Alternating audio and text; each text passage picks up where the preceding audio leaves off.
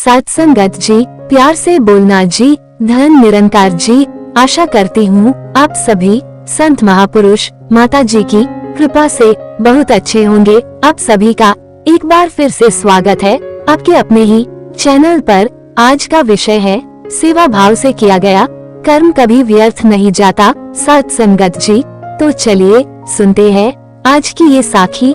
सत्संगत जी, एक बार की बात है, एक पहाड़ पर एक कुटिया थी और उस कुटिया पर एक गुरु और उसका शिष्य रहा करते थे और उस गुरु को बहुत ही सिद्धियां प्राप्त थी और उनकी सिद्धि हर जगह प्रसिद्ध थी। सत्संगत जी, वहाँ के लोगों में इतनी ज्यादा प्रचलित है कि लोग उनकी शक्तियों से भली भांति परिचित थे। वह ध्यान में बहुत ही ज्यादा लीन रहते थे। कई बार वह 2-3 दिनों तक ध्यान में बैठे रहते थे, पर वह कुछ खाते पीते भी नहीं थे। सत्संगत जी, उनके ध्यान की शक्ति की खास बात ये थी कि वह ध्यान करते करते भविष्य देखने में सक्षम थे।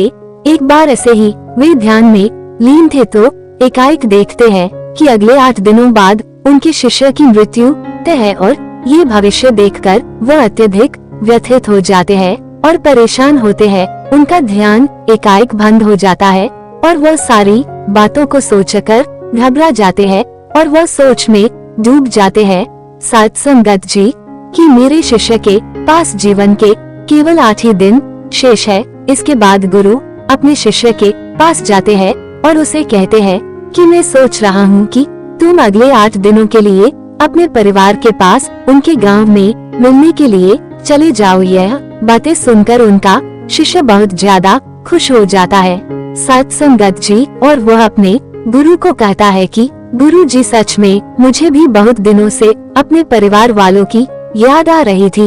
मैं भी सोच रहा था कि मैं भी अपने परिवार वालों के पास जाकर मिल लेता हूँ। सत्संगत जी, और वह अपने गुरु से आज्ञा लेते हुए पहाड़ी से नीचे की ओर चलना शुरू कर देता है, लेकिन वह इस बात पर ध्यान नहीं देता है कि उसके गुरु की आंखों में आंसू आए हुए होते हैं। वो चलते चलते पहाड़ से जैसे ही नीचे एक समुंदर के पास पहुंचता है तो देखता है कि एक रेत के टीले के पास चींटियों का घर था और उस घर से बहुत सारी चींटियां बाहर की तरफ आ रहे थे और बहुत सारी चींटियां अंदर की तरफ जा रहे थे।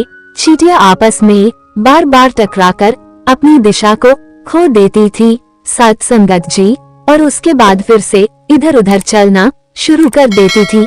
ये देखकर उस शिष्य को बहुत ज्यादा आनंद आ रहा था, लेकिन वह एकाएक देखता है कि समुद्र की लहरें बहुत तेजी से उफान खा रही थी और शिष्य को समझ आ जाता है कि कुछ ही पलों के अंदर ये सारा पानी चींटियों के घर में घुसकर उनके घर को तोड़ देगा और इसकी वजह से बहुत सारी चींटियों की जान चली जाएगी। सत्संगत जी, वो अपनी समझदारी दिखाते हुए अपने ऊपर वाले वस्त्रों को खोलता है और उसके अंदर रेत भरकर एक तरह की 4 दीवारी उस चींटियों के घर के ऊपर बना देता है। 4 दीवारी इस तरह से बनाता है कि समुद्र से आने वाला पानी उनके घर तक न पहुंच सके। साथ ही साथ वह अपनी समझदारी दिखाते हुए एक तरह की नाली बनाता है। सत्संगत जी, जिसकी वजह से वो समुद्र की तरफ से आने वाला पानी उस नाली में बहकर दोबारा समुद्र में जा सकता है।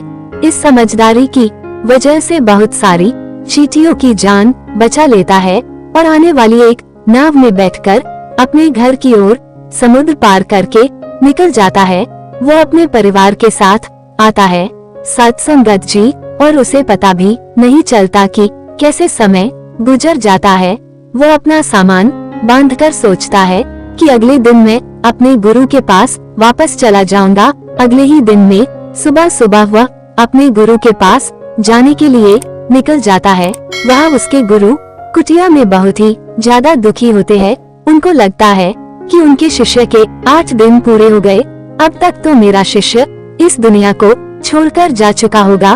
वो गुरु उसके दुख में होते हैं कि एकाएक वो देखते हैं कि कोई मनुष्य उनकी कुटिया की ओर आ रहा है। वो जब ढंग से देखते हैं तो उनको पता चलता है कि यह तो उन्हीं का शिष्य है जो उनकी ओर चला आ रहा है। वह दौड़कर एकाएक अपने शिष्य के गले लग जाते हैं साथ संगत जी, तुमने इन 8 दिनों में क्या क्या किया? शिष्य अपने परिवार के साथ बिताए हुए सारे पलों के बारे में बता देता है, लेकिन उसके गुरु को ऐसा कुछ भी इन 8 दिनों में खास नहीं लगा। फिर शिष्य कहता है कि मैं आपको एक बात बताना भूल गया, जब इस पहाड़ी से मैं नीचे समुद्र की ओर गया था, तब मैंने ऐसे ही एक चींटियों की जान बचाई थी। उसके बाद गुरु समझ जाते हैं कि उसके कर्मों की वजह से ही वो शिष्य बच पाया था। इस साखी से आपको बहुत कुछ सीखने को मिलेगा, क्योंकि सेवा भाव से किया गया कर्म का फल बहुत बड़ा होता है। दोस्त, इस जीवन में कौन क्या करता है, कैसे करता है, ये सब हम पर ही निर्भर करता है। साथ संगत जी, अगर आप सभी को आज की साखी अच्छी लगी हो तो वीडियो को लाइक शेयर जरूर कीजिएगा। साथ ही चैनल पर पहली बार आए हैं तो सब्सक्राइब करना न भूले। आप सभी से फिर मुलाकात होगी नई साखी और विचारों के साथ। तब तक के लिए खुश रहिए, सेवा सिमरन सत्संग करते रहिए, माता जी के चरणों से जुड़े रहिए। प्यार से बोलना जी, धन निरंकार जी।